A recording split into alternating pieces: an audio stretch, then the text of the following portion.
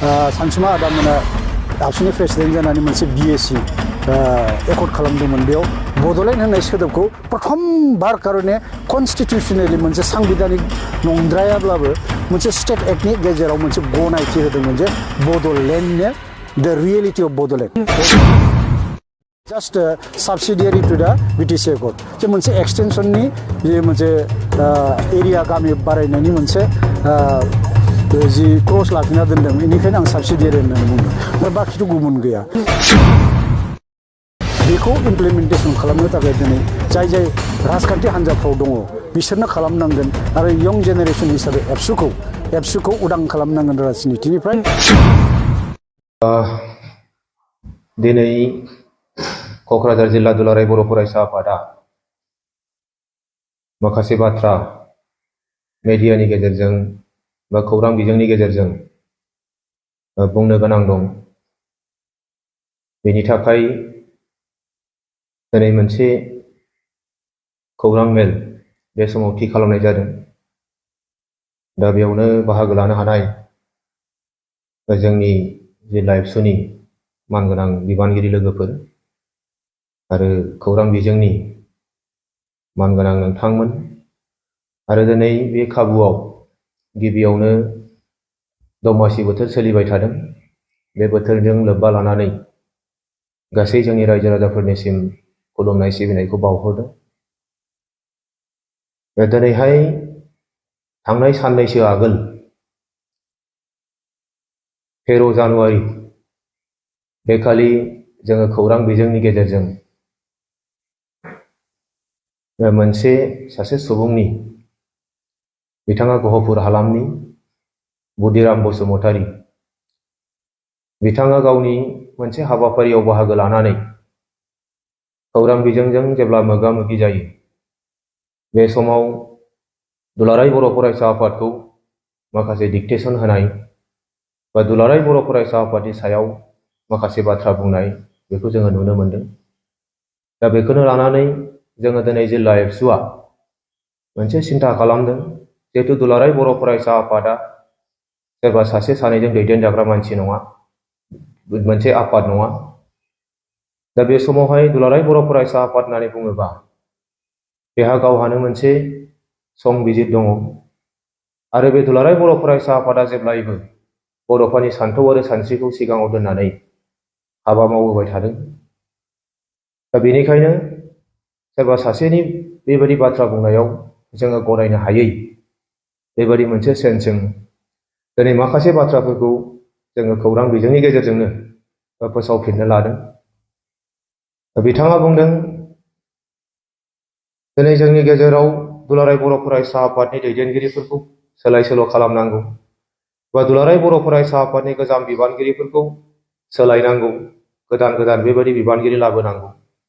दा माखासे सेन्सआव बिथांनि बाथ्रा बुंनाया थिगब्लाबो जोङो दिनै बिजिरनानै नायदों खामानि मावनो हानाय हायै बेयो गोबां बेबायदि माखासे बाथ्राफोर दं। दिनै सोलिबाय थानाय दैदेनगिरिफोरनि सायाव बिथाङा टारगेट खालामदों। थोंजोङै नङाब्लाबो खेंसालियै बिथाङा माखासे टारगेट खालामनायखौ जों नुनो मोनदों। बेनिखायनो जोङो स्पष्ट बुंदों क'क्राझार जिल्ला दुलाराय बर' फरायसा आफादनिफ्राय दुलाराय बर' फरायसा आफादाव सोर बिबानगिरि सोर दैदेनगिरि फैगोन फैया बेखौ सोरबा सासे सुबुङा सोरबा सासे गावनो स्थिर नङै बा गावनो गावनि ओनसोलाव आरो गावनि समाजजों गनायजायै सासे सुबुङा दिनै दुलाराय बर' फरायसा आफादनि सायाव बेबायदि बाथ्रा बुंनायखौ जों गनायनो हाया। फरायसा आफादनि दैदेनगिरिखौ सोर जागोन सोर जाया बेखौ फरायसा आफादनि न'खरा थि खालामदों। आरो दिनै बिथांनि बुंनायनिफ्राय जोङो नुबावदों दुलाराय बर' फरायसा आफादा बड'लेण्ड डिमान्डखौ गारनाङा बेबायदि माखासे बाथ्रा बुंदों। जोङो दिनै स्पष्टयै बुंदों दुलाराय बर' फरायसा आफादा बड'लेण्ड दाबिखौ दिनैबो गाराखै। दिनै बड'फोरनि सान्थौ आरो सानस्रिखौनो सिगाङाव दोननानै आरो बे बिथांनि बोसोनखौनो दिनै मानिनानै दिनै सम आरो थासारिखौ नायै सिन्था खालामनायनि गेजेरजों बर' हारिनि गेजेराव 1993 मायथाइयाव मोनसे एकर्ड जालांदों बिएसि एकर्ड। बिएसि एकर्डनि सिगांबो बर'फोरनि जे दाबि जे लुबैनाय बियो बड'लेण्डमोन। नाथाय बै समनि थासारिया थिननायनि थाखाय बिएसि एकर्डआ जादों। आरो बेनि उनावनो बर'फ्रा बेबायदि मोनसे थासारिखौ नायनानै फिन सोमावसारफिननायनि फिथाइ महरै 2003 मायथाइयाव बिटिसि सुक्ति जादों। बिटिसि सुक्तिनि सिगांबो आरो बिटिसि सुक्ति जानायनि उनावबो बर'फ्रा बड'लेण्ड सोदोबखौ गारबाय होननानै रावबो बुङाखै। आरो बेबादिनो दिनैनि थासारिया जे सोमावसारफिननायनि मोनसे सम फैनाय लेखायै 2010 मायथाइनिफ्राय फिन सोमावसारनानै दिनै 2020 मायथाइनि 27 जानुवारि खालि बिटिआर गोरोबथा जादों। दिनै बिथाङा बिटिआर गोरोबथाखौ सहायनो हायै बायदि सासे सुबुं जोङो बयबो मिथिगौ। बुंनायाव बिथाङा गोरलैयैनो बुंदों सिगांनि एकर्ड बिएसि जादों बिटिसि जादों एबारनि एकर्डआ बिटिआरल' नङालासे मोनसे फिनिशिं एकर्ड जानांगौमोन होननानै बिथाङा बुंदों। बयबो लुबैदों, बर'नि रायजो राजा बयबो लुबैदों, गासै समाजनि दैदेनगिरि सुबुंफ्राबो बेखौ लुबैदोंमोन। नाथाय जों दिनै बुंनो लुबैयो, जोंबो बेखौ मोगथाङाव लोगो मोननाय हिसाबै जोंनि गोसोफ्राबो बेफोरबायदि माखासे बाथ्राफोरखौ फरायनो हाया। दिनै बिटिआर एकर्ड जानाया जुदि आलादा सेपारेट स्टेट बड'लेण्ड फुल प्रेजेन्टआनो जादोंमोनबा बेयाव जोङो बयनिबो मुंख्लंफोरनि जिउनि बेसेन, थैनि बेसेन, रायजो राजानि गोलोमदैनि बेसेन बेयो मोनसे आबुं जाथारबाय होननानै बा जोंबो बांसिनै गोजोननाय मोनगौमोन। 2020 मायथाइनि 27 जानुवारिनि बिटिआर गोरोबथानि आगोल जे गासै बर' रायजो राजाफ्रा अख्रां नांसारनाय, अख्रां गोमसारनाय बेबायदि मोनसे सोमावसारबाय। जायखिजाया आदबजों जाया मानो, राजखान्थिजोंनो जायाथों मानो आरो बेबायदि सुबुंनि बाहागो लानाय बेबायदियानो जायाथों मानो मोनसे गोजौ थाखोआव सहैनाय मोनसे आन्दोलन जाबायमोन। नाथाय बे समाव माखासे थाखोनि सुबुंफ्रा, माखासे मानसिफ्रा एखे समावनो समान समान गारां दैखांबाय थादोंमोन जे आलादा बड'लेण्डनि दिनै क्राइटेरिया गैया, आलादा बड'लेण्ड जाथ'नो नाङा। दा जोङो दिनै नुदों, दिनै बुदिराम बसुमतारी बिथाङाबो जोंनि बुजिनायाव, जोंनि नुनायाव जेब्लानाखि रायजो राजाफ्रा सोमावसारदोंमोन आलादा रायजोनि थाखाय, बे समाव आलादा रायजो नाङा एबा आलादा रायजो जाथ'वा बेबायदि होनग्रा माखासे मानसिफोरजों थाफानानै दङमोन। दिनै जोंबो फोथायो 100% जुदि बर' मानसिफ्रा, बर'नि गासै समाज, आफाद, राजखान्थि हान्जा बायदि बायदिया जुदि खौसेयै बाहागो लायोबा दिनैनि जोंनि एकर्डआबो हयथ' एसे आलादा जागौमोन। नाथाय जेखियानो जाया मानो दिनै बिटिआर एकर्डआ जाबाय जेब्ला, आरो बे एकर्डनि दफाफोरखौ जोङो मावफुंनांगौनि थाखायसो दिनै सिन्था खालामनांगौ बयबो। नाथाय जोंनि गेजेराव बेबायदि माखासे एकर्डखौ लानानै बाथ्रा सावरायबाय थानाय बियो बा दुलाराय बर' फरायसा आफादखौ मोनसे सिगनेटारि अर्गानाइजेसनखौ बेबायदि माखासे टारगेट लायै लायै बाथ्रा बुंबाय थानाया बियो सहायथाव जाया। दा बेनिखायनो जोङो दुलाराय बर' फरायसा आफादा बेखायनो बुंबाय थादों, दिनै बिएसि एकर्डनि उनाव बिटिसि आरो दिनै बिटिआर जाबाय, दिनैबो सोरबा रावबो बेबायदि बाथ्रा बुंनो गोनां गैलाया। दुलाराय बर' फरायसा आफादा आलादा रायजोनि सिमांखौ दाबोनो गाराखै। नाथाय बड'फाया थिनलांनाय बायदि सम आरो थासारिखौ नायनानै जोङो थाद' थाद' सोलिलांनांगोन, बे बड'फानिनो मोनसे बोसोनमोन। बेखौनो लानानै दिनैबो खालामबाय थादों। दा जोंनि गेजेराव बेबायदि गोबां माखासे राजखान्थिजों लोब्बा जानाय, माबा जानाय, दुलाराय बर' फरायसा आफादा राजखान्थिनिफ्राय गोजानाव जानांगौ बा दुलाराय बर' फरायसा आफादखौ राजखान्थिनिफ्राय उदां खालामनांगौ, बे बाथ्रायाबो जोंखौ मालाबा मालाबा एसे गोनो गोथो खालामो। बिथाङा दुलाराय बर' फरायसा आफादखौ मा सानदों? दुलाराय बर' फरायसा आफादा सम आरो थासारिखौ नायनानै माखासे समाव सोलाय सोल' खालामनांगौनि थाखाय बा माखासे समाव माखासे थासारिफोरखौ, माखासे जेंनाफोरखौ सुस्रांनांगौनि थाखाय सम सम सोरबा पलिटिकेल पार्टिफोरखौ फंसे फंनै खोथाजों सापर्ट खालामनाय बियो जाबोदों। दा बेखौनो लानानै बिथाङा सानदों नामा जे दुलाराय बर' फरायसा आफादा राजखान्थिजों मातसाब जाबाय, राजखान्थिनि सिङाव थाबाय? बेखौ मालाबाबो साननो नाङा। दुलाराय बर' फरायसा आफादा बुंबाय थादों, फरायसा आफादनि थाखाय खुनु मोनसे पलिटिकेल पार्टिया ना बियो पारमानेन्ट लोगो जानो हायो, ना बियो पारमानेन्ट सुथ्रु जानो हायो। रावबो जोंनि थाखाय पारमानेन्ट सुथ्रुबो गैया आरो पारमानेन्ट लोगोबो गैया।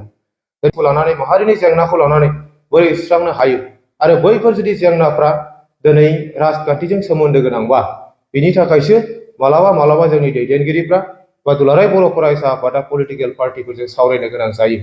मानोना दिनै देशनि सिस्टेमा राजखान्थियारि सिस्टेम आरो जेंनायाव सुस्रांनांगौआ माखासे पलिटिकेल बेबायदि मोनसे सिस्टेमजोंनो जायोखाय दिनै जोंनि गेजेराव बेबायदि जानायखौनो दिनै बिथाङा सहायनो हायाखै।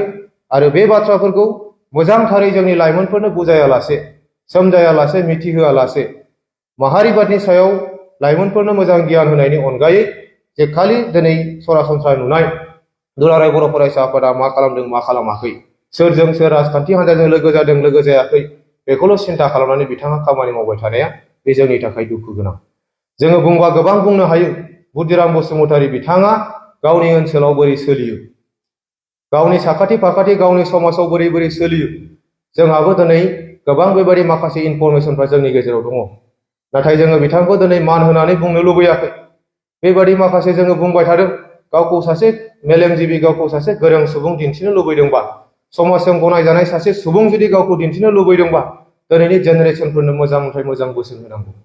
बर' जाथिया बबे मोनसे थासारिनिफ्राय दिनैनि नैबे मोनसे थासारियाव सफैनो हादों आरो इयुनाव जोङो बड'फानि सान्थौ आरो सानस्रिखौ मोगथाङाव आबुङै महर मोनहोनांगौबा जोङो मा रोखोम खामानि मावनांगोन, जोङो दिनै जोंनि इयुन जेनेरेसनफ्रा मा मोनसे सिन्था धारनानि गेजेरजों खामानि मावनांगोन बे गासैखौबो बिथाङा बोसोन होनांगौ। अब्ला दिनै बर'नि लाइमोनफ्रा बर' समाजा बिथांखौ गनायगोन।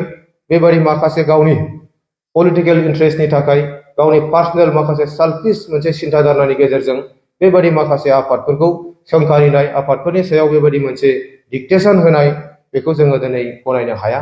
मानोना दुलाराय बर' फरायसा आफादा सोरबा सासे सोरबा सानै सुबुंनि गावनि पार्सनेल सिन्था धारनानि गेजेरजों खामानि मावनाय बेखौ मालाबाबो गनायनो हाया। दिनै बिथांमोना बुंबाय थादों बर'नि लाइमोनफोरखौ, बर'नि रायजो राजाफोरखौ दिनै मिसगाइड खालामनो नागिरदों बिथांमोना। आलादा रायजोनि बाथ्रा मोनसे इमसनेल मोनसे सेन्टिमेन्टनि गेजेरजों दिनै लाइमोनफोरखौ दिनै सोमावसारनायाव बाहागो लानांगौ। दिनैनि थासारिया ओरै जाबाय, बिटिआर एकर्डआ ओरै जेबो गैया माबा गैया बिथांमोना गोबां बुंनो नागिरदों। नाथाय जों बयबो बुजिनांगोन। दिनै बिथां बुद्धिराम बसुमतारी बिथांखौबो आङो बुंनो लुबैदों, सोमावसारनाया सोरबा सासे सानै मानसिनि सानब्रबनायजों जाग्रा जिनिस नङा। जारिमिना जोंनो खोन्थादों दिनै बर'फ्रा बेबायदि मोनसे गिलु बालु थासारिनि गेजेरजों सोमावसारनायनि गेजेरजों दिनै गोबां हाजार हाजार मुंख्लंफोरनि थैनि बेसेनजों नैबे मोनसे थासारियाव सफैदों जोंनि मानसिफ्रा, आरो बिथांमोनाबो बेखौनो खाबु लायो। दिनैहाय जोंनि गेजेराव जोङो नायो, बियो एनडिपिनि एकर्ड, बियो एबसुनि एकर्ड, बियो बिएलटिनि एकर्ड। नाथायबा बेखौ गोजौआवहाय एनडिपि एबसुनि बेबायदि मोनसे आफादफोरनि एकर्ड लायालासे थोंजोङै बर' एकर्ड होननानै बुङो। दिनै भारतबर्षआ जोबोद मोनसे गिदिर 150 करोड़ सुबुं दिनै जानो थांगासिनो दं भारतबर्षआव, आरो सानथ्र'नो हायै दिनै बे हादराव दिनै गोबां हारि हारिसाफोर दं। बयबो हारिफ्रा गाव गावनि मोनसे थांनानै थानांगौनि थाखाय, गावनि सिनायथिनि थाखाय दिनै खामानि मावदों, जुजिसोमदों। गोबां हारिफ्रा दिनै रेसपन्स मोनाखै भारत सरकारजों, गोबां हारिफ्रा दिनै गनायजायाखै। बिनि गेजेरावनो दिनै बर'फोरा थामथि गोरोबथा खालामनो हाबाय।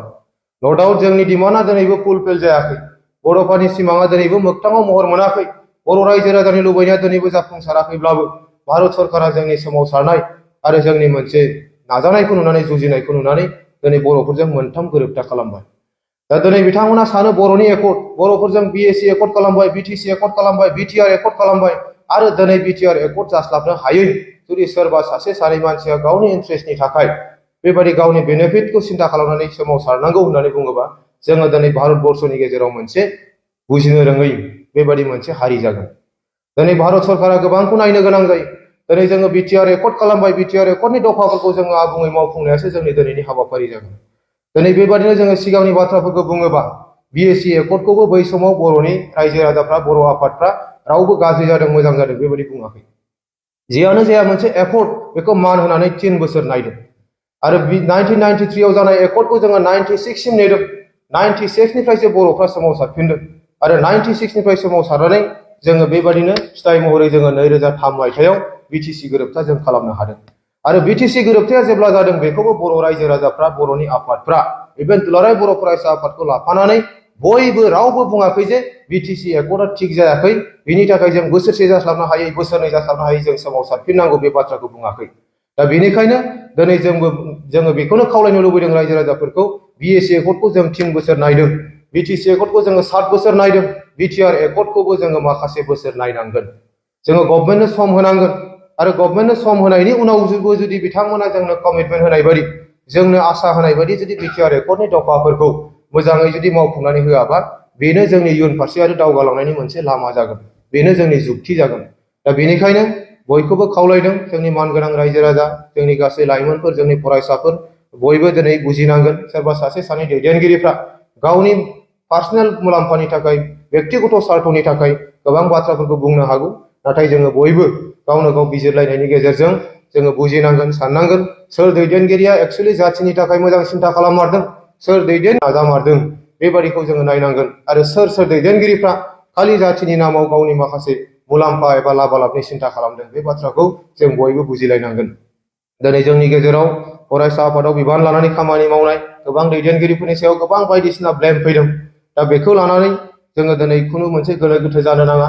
गोबां मानसिफ्रा सोरबा सोरबा दैदेनगिरि थायोबा एबसुनि आफादगिरिया उमुगानो जाबाय थायोबा नेहाथारिया उमुगानो जाबाय थायोबा गाव गावनि थाखाय माखासे खहा जादों बेफोरबायदि मोनसे सिन्था सरसाजोंहाय गोबां बाथ्राफोरखौ बुंदों जायनि थाखाय एबसुनि दैदेनगिरिफोरनि सायाव गाज्रि गाज्रि मुं सुनाय गाज्रि गाज्रि बुंनाय बा दिनैनि लाइमोनफोरनो दिनैनि रायजो राजाफोरनो बेबायदि मोनसे आफादखौ बेबायदि माखासे दैदेनगिरिफोरखौ गाज्रि मोनहोनाय बे सिन्था सरसाया जेब्लायबो थाबाय थागोन जोंनो जारिमिना खोन्थानाय बायदिबा जों नुबोदों सिगां समावबो दिनै दुलाराय बर' फरायसा आफादखौ धंस खालामनो थाखाय नाजादोंमोन इभेन बड'फा उपेन्द्रनाथ ब्रह्मनि एबसुनि दैदेनगिरि जानाय एबसुखौ दैदेननाय समावबो दिनै दुलाराय बर' फरायसा आफादखौ थेर बेथेर खालामनो नाजानायखौबो जों नुबोदों आरो जों एसे आगोलाव प्रमद बर'आ जेब्ला एबसुनि आफादगिरि एबसुखौ दैदेनदोंमोन बे समावबो एबसुखौ थेर बेथेर खालामनो थाखाय दिनै गोबां मानसिफ्रा बायदिसिना षड़यन्त्र खालामदोंमोन आरो आथिखालनि आफादगिरि मानगोनां दिपेन बर' बिथांनि एबसु दैदेननायखौबो दिनै थेर बेथेर खालामनो थाखाय बा बे आफादखौ धंस खालामनो थाखाय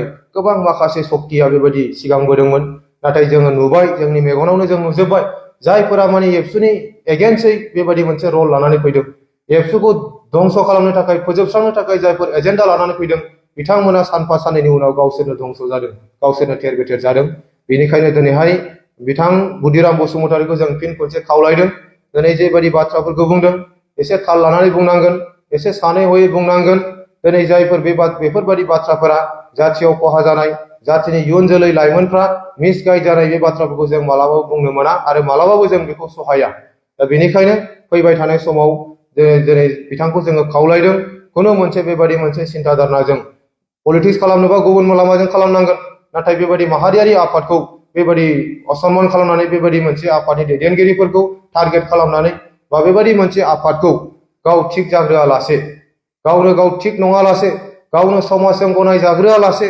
बेबायदि मोनसे बेसेबांबा गिदिर मोनसे माहारियारि आफादखौ जुदि डिक्टेसन होनो थाङोबा बोसोन होनो थाङोबा बेखौ जों दुलाराय बर' फरायसा आफादनि दैदेनगिरिफ्रा मालाबाबो गनायनो हानाय नङा आरो फरायसा आफादा बेखौ मालाबाबो गनायनाय नङा गोजोन्थों।